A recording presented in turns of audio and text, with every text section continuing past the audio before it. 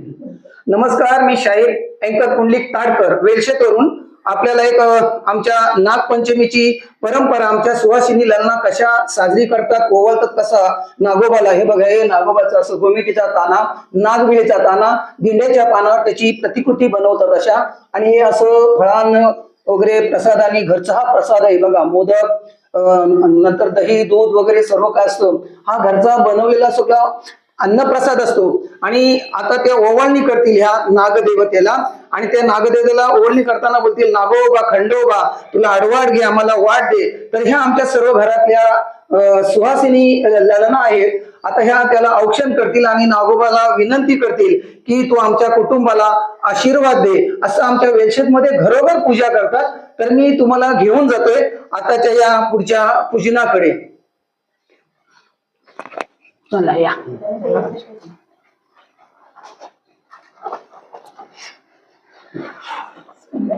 हे बघा, हा असा ओसा घेतलाय आणि नागदेवतेला हे बघा किती हा सुवासिनीचा ओसा, आणि हा नागवेलीचा ताना आहे. नागवेलीचा ताना आहे आणि त्याच्यावर सर्व सगळ्या फुलांचा शृंगार केलेला आहे. आणि आता हे ओस आहेत. बोला.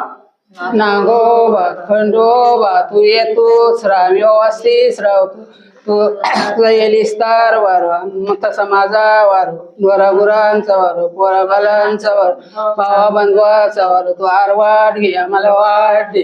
नागोबा खंडोबा येलीस तार वारो, तुझा वारो माझा वारो, म्हणाला तुझं भाव बंधवाचा वारो, पोरा बालांचा वारो, गोरा गुरांचा वारो, नागोबा खंडोबा तू आरवाट घे मला वाट घे.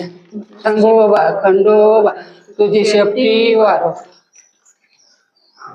तर असा नागोबा खंडोबा तू आडवाट घे आम्हाला वाट दे, ह्याचा सांगण्याचा अर्थ आहे, आम्ही शेता भातावर वावरताना, माळ रानावर वावरताना तू आडवाट घे आणि आम्हाला सुबत वाट दे.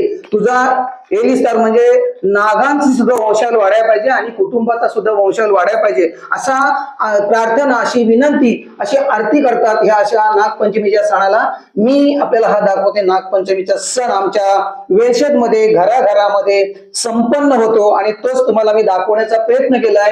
पुन्हा मी पुंडलिक ताडकर आपली रजा घेतोय आणि सगळ्यांना नागपंचमीच्या खूप खूप शुभेच्छा. खूप खूप शुभेच्छा बोला. खूप खूप शुभेच्छा. धन्यवाद.